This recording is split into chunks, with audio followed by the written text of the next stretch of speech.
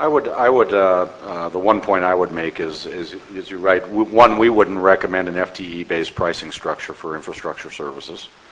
And two, we would demand typically of the service provider that we're dealing with guaranteed productivity cost improvements over time in the contract and not leave it open year over year. What can we do to optimize, but put that burden and risk on the service provider, since that's their business, to give me a whatever the number is, 5% cost reduction per year on a per device or per unit basis. This is basically for the service providers.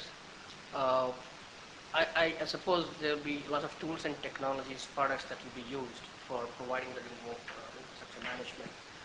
Whether it's a people model or the device model, is there a percentage that is associated or attributed to the cost of products, tools, technologies for you to arrive at a cost per device or people? Yeah, I think there won't be a one figure because it will really vary on what you're providing in terms of a service level. And so the degree you want to use tools and automation would depend upon what level of availability, what level of performance commitments you want to make. But typically the tools costings will range anywhere from about 5% to 20% of your total cost of the service. That's what it would be. I mean, that's the guess I would hazard. Yes. Basic price usually. Yeah, of course. Yeah. Basically, like that, it has clear impact on the price. I mean, if it's defined where we have to go out of the norm, I mean, the cost is a lot higher because you have to go out and reskill your people on those tools, which is different from what you're used to. So my question more was, is it vendor neutral or the person comes back and says you use CA unit or you use T.Coneybeer, Yeah, I mean, I think I should elaborate on what I said. I think the answer is yes. What happens is that since you're familiar, I think, with the tools bit, typically redoing a tools implementation can take away a lot of the time of implementing the project, and therefore some customers just don't have that time. And therefore, given their scale or complexity or the downtimes that may get involved, and therefore they would say that you use a particular tool which is already implemented. But by and large, what we do is we do contract for saying that yes, we'll start with that maybe, but in some course of time maybe we'll have to switch over to another tool. So we can make some temporary arrangement, but we will get a switch over. So that's what, in fact, as we talk, we're currently doing a similar engagement where we're switching from one tool to the other. But for the moment, we're using what the customer was having. Could we make sure the microphone gets to the back as well, too? I don't think we've had. I know some people have been raising their hands back there, too. I don't want to ignore them.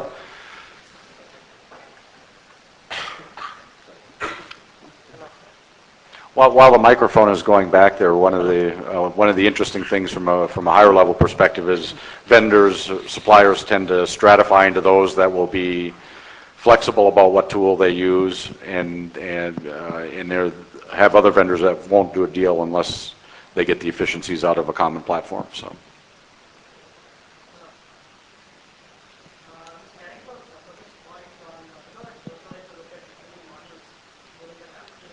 I don't think the microphone is on, whoever is speaking.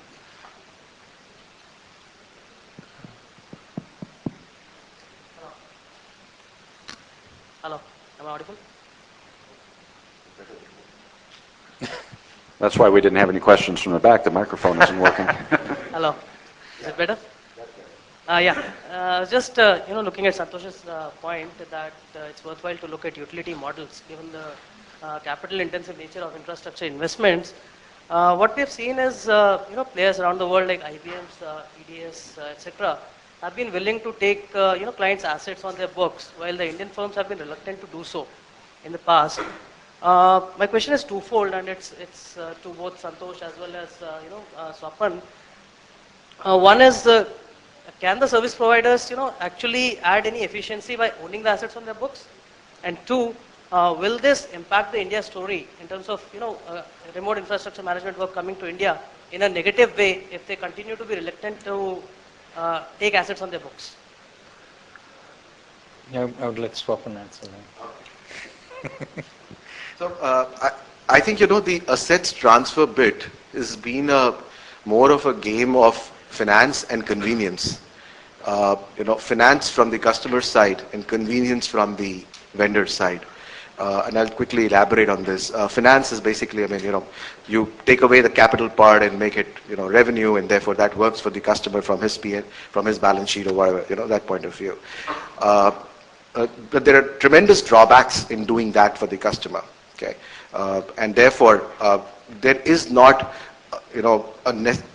basically, if you look at things today, every customer who's outsourcing today is not necessarily wanting an asset transfer. Okay, that's what I would say. Probably Paul could again validate what I'm saying or refute that. On the convenience side, I think from the vendor side, since you're taking over, since this typically happens on a total outsourcing model, what you're taking over is the complete service. And when you've gone and taken that over, you want that asset to be in your control, because a lot of times your service is limited by the asset that exists. And so that's where the vendor's convenience comes in.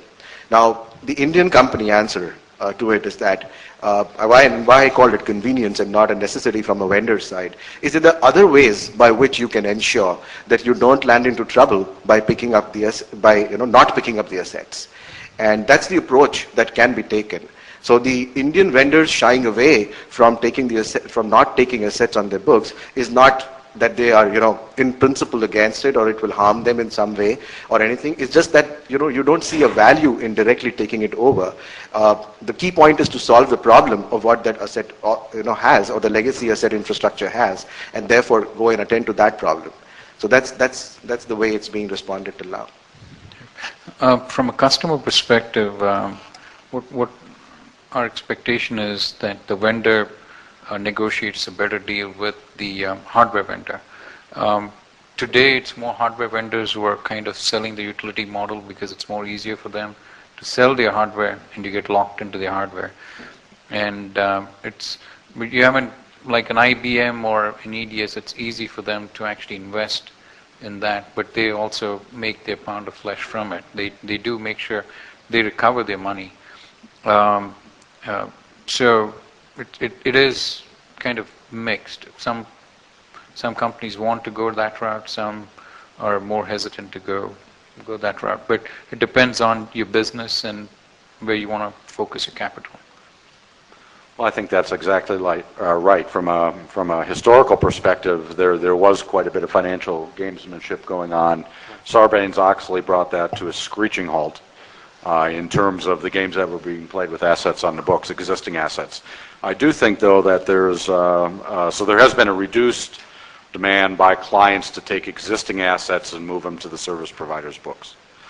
However, I still think there's great motivation by many clients to avoid future capital expenditures and make that a service provider responsibility on a go-forward basis, so that they avoid those future capital outflows in order to put them in other parts of their business. And the other side of that just hasn't been mentioned is that the side benefit of putting that burden on the service provider is you get a much more variable cost flow on the client side. So as your business may not go up and down, you don't have that risk of fixed assets. So. One more thing to add was an asset is. It's not just the financial side of it. There are 10 other things that go along with maintaining that asset, which and the service that goes on top. So today you're paying for the asset separately and you're taking the service separately. So what it's going towards is more going towards one vendor who provides the asset and the service, and it's a one-stop shop. So from a customer perspective, basically they're just saying, give me availability, and that's it. Right.